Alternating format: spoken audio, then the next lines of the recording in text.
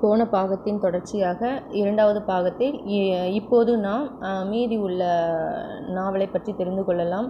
போன பாகத்தின் இறுதியாக சுமதியின் கணவனையும் நமது பாரதியையும் சந்தேகப்படுத்தி பேசினால் அதோடு அத்தொடர் முடிந்தது. இன்று அதனுடன் தொடர்ச்சியாக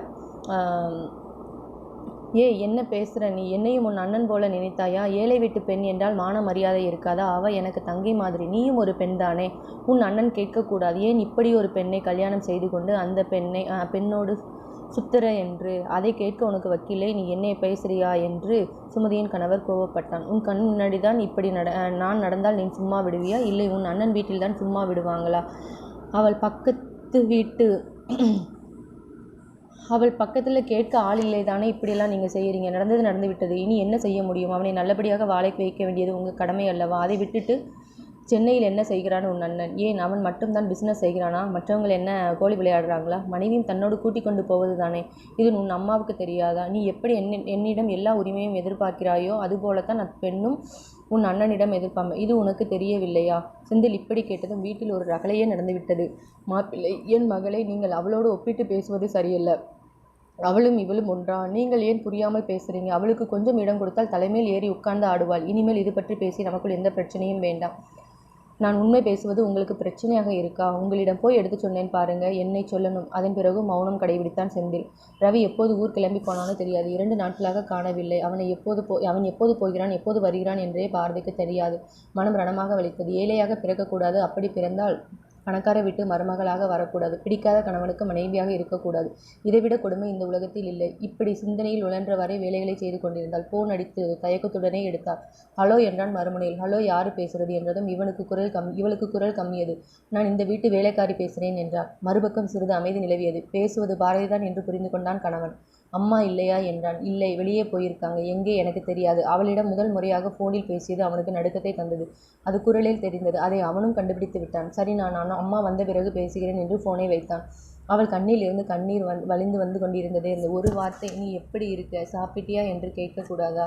என்னை மனைவியாக நினைக்க வேண்டாம், ஒரு மனுஷியாக கூட நினைக்கக்கூடாதா? ஏழை என்றால் எனக்கு எந்த ஆசபாசமும் இருக்கக்கூடாதா? இவன் இப்படி அடுத்தவளுடன் அலைவான், நான் எதுவும் பேசக்கூடாது. இப்படியெல்லாம் கற்பனை செய்து வைத்திருப்பேன். எனக்கு வரும் கணவன் எப்படி இருக்க வேண்டும், என்னை எப்படியெல்லாம் பார்க்க வேண்டும் என்று. அது அத்தனையும் பொய்யாகிவிட்டதே என்று உட்கார்ந்து அழுதாள் பாரதி. பாரதிக்கு அவன் பிறந்த வீட்டு நினைவை மறக்க முடியவில்லை. பக்கத்தில் இருந்து கொண்டு பெற்றவர்களையும் கூட பிறந்தவர்களையும் பார்க்கக்கூடாது என்பது எவ்வளவு கஷ்டம். அனுபவித்தவர்களுக்குத்தான் அதன் வழி தெரியும். தங்கைகளோடு எவ்வளவு சந்தோஷமாக அந்த பூந்தோட்டத்தில் சுற்றி வருவாள். ஒவ்வொரு பூவிலும் இருக்கும் பட்டாம்பூச்சியை பிடிப்பதற்கு பின்னாடியே ஓடுவாள். ஒன்றை பிடித்து வந்து தங்கைகளுக்கு காட்டி அதன் அழகையும் நிறத்தையும் ரசிப்பாள். எத்தனை நிறம், எத்தனை அழகு! தான் ஒரு பட்டாம்பூச்சியாக பிறந்திருக்க கூடாதா என்று கூட நினைத்தாள், ஏங்கினாள். அன்பு கிடைக்காமல் உடம்பெல்லாம் அளிப்பது போல் இருந்தது. அவளுக்கு அழுவது என்றால் பிடிக்காது, அதுவும் அடுத்தவர்கள் முன்னிலையில். ஒரு நாள் மாமியார் தன் மகனிடம், இவள் கைக்காரிதான், எவ்வளவுதான் பிரச்சனை என்றாலும் கண்களில் இருந்து ஒரு சொட்டு கண்ணீர் வருவதே இல்லை, அவ்வளவு அழுத்தம், ஆணவம். இப்படியெல்லாம் கேட்டிருக்கிறாள். நல்ல முறையில் இருந்தால்தானே தன்னை மதிக்க மாட்டார்.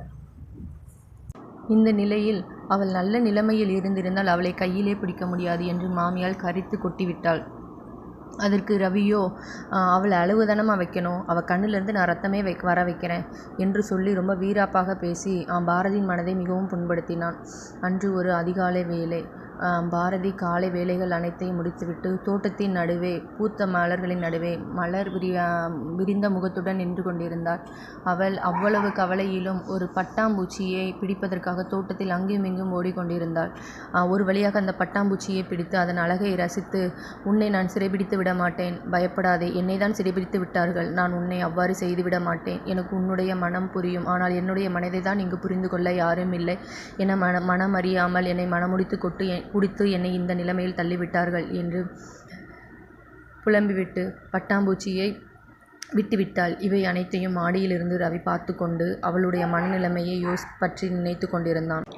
அன்று இரவே ரவியும் பாரதியும் கிளம்பி சென்னை சென்றனர். அது ஒரு பெரிய வீடு. தோட்ட வேலைக்கு, வீட்டு வேலைக்கு என தனித்தனியாக வேலையாட்களும் மற்றும் அனைத்து வித சகல வசதிகளையும் கொண்டதாக அவ்வீடு இருந்தது. ரவி வேலையாட்களை அழைத்து அனைத்து பொருட்களையும் உள்ளே எடுத்து வரச் சொல்லிவிட்டு, உன் அறை மேலுள்ளது என்று அறையை காண்பித்துவிட்டு தன் அறைக்கு சென்று கதவை தாளிட்டான். தன் அறைக்கு சென்ற பாரதி அறையை சீர்படுத்தி ஆடைகளை எல்லாம் எடுத்து அலமாரியில் அடுக்கி வைத்து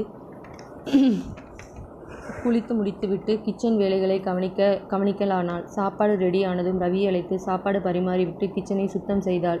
ரவி சாப்பிட்டு விட்டு படுக்க சென்று விட்டான்.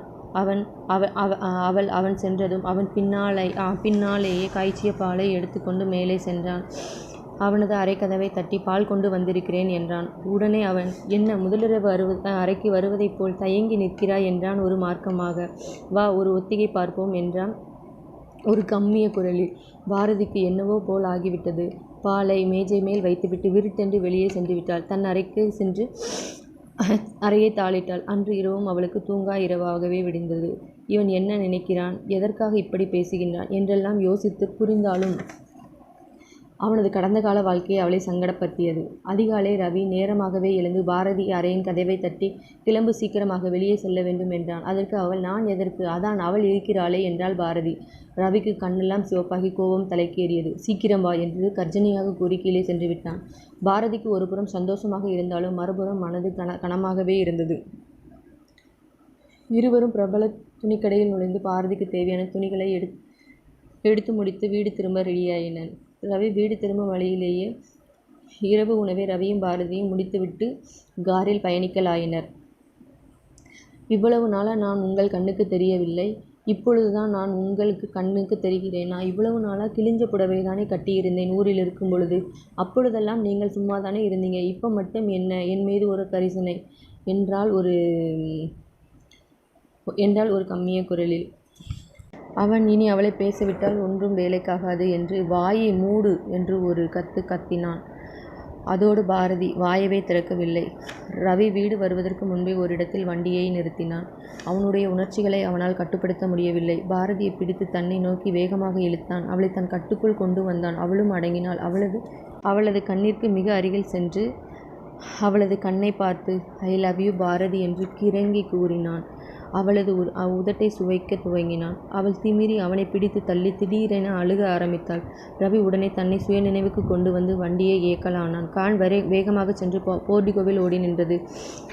ரவி வேகமாக காரை விட்டு இறங்கி விருட்டென்று வீட்டுக்குள் சென்று விட்டான். பாரதி